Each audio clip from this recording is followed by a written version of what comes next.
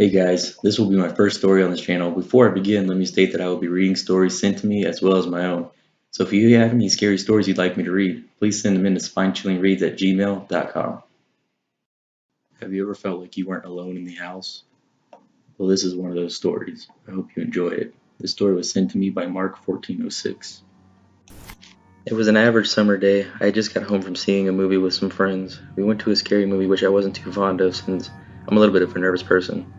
Anyways, it was around 11 at night. My parents were out of the house seeing as it was their date night, which I was fine with. They gave me time to hang out and get the house to myself. I went to the kitchen and made a sandwich. We had a fairly decent sized two-story house. All the lights were off downstairs because all the bedrooms were upstairs. I opened the fridge and grabbed a can of Coke.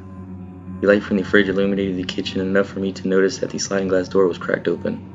That should have been my first warning, but seeing as how I was trying to ignore this alarming feeling I had, I opened the Coke and walked over to the sliding glass door and locked it. Thinking I was reading too much into it, I continued upstairs to my room so I could chat out and play some games on my PS4. After I finished eating, I started to play my Call of Duty game. I put on my headphones to listen and talk to the other players while I was playing with. One of the guys I was playing with was my friend Andrew that I went to the movies with that night. We had a successful gaming night, but it was getting late. Just when I had decided to sign off, Andrew talked me into one more game. I agreed. As the game was starting, I heard the noise come from downstairs.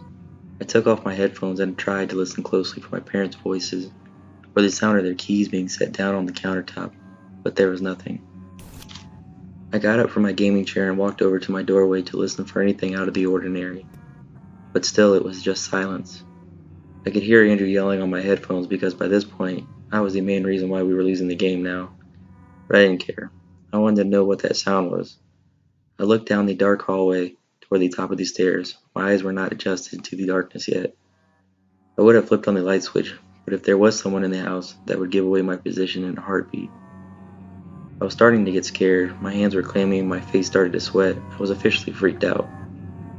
I could hear Andrew still talking to the other guys online, so I stepped back into my room quickly and quietly.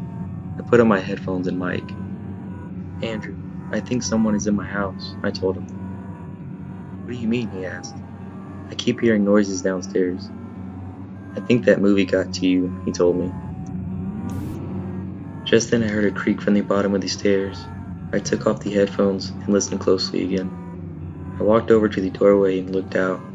My eyes still not adjusted, I squinted to see who was coming up the stairs. Praying it was my mom or dad, my eyes finally caught something, a dark circle above the banister. I squinted as hard as I could to make out whatever it was. I finally gave in and said fuck it. I flipped the light switch and what I saw drained every ounce of life of me, my body filled with fear. I wanted to fall to my knees. It was a man staring at me with a maniacal smile. His eyes were fixed on me. He looked happy to have scared me. It was a fucked up game of hide and go seek, and I found him. I was frozen. The man walked up the rest of the stairs. He was tall, at least 6'1", slender. His smile still fixed on me. I didn't know what he had planned for me. I backed up into my room quickly and shut the door and locked it. I rifled through my desk and gaming system looking for my cell phone to call the police, but it was nowhere. "Fuck," I said. "Fuck, fuck, fuck." I started to have the worst thoughts. What did this guy want? The man started to bang on the door. My heart was jumping out of my chest.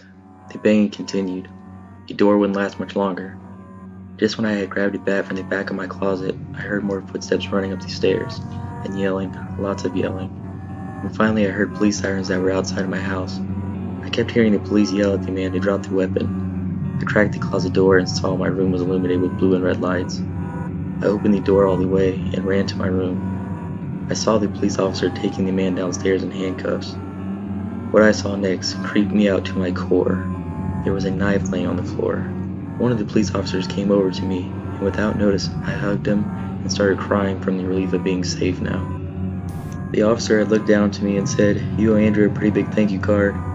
Confused by this, I remembered I hadn't signed off my PS4. My mic and camera was still on. Andrew saw me run into the closet and heard the door being banged on and called the police. I don't like to think about what would have happened if I didn't play another game with Andrew. The police said this guy had already been in my house by the time I got home. All the doors were locked besides the police breaking through the front door. This whole experience has been unsettling, and I still get nightmares from it. I owe my life to Andrew.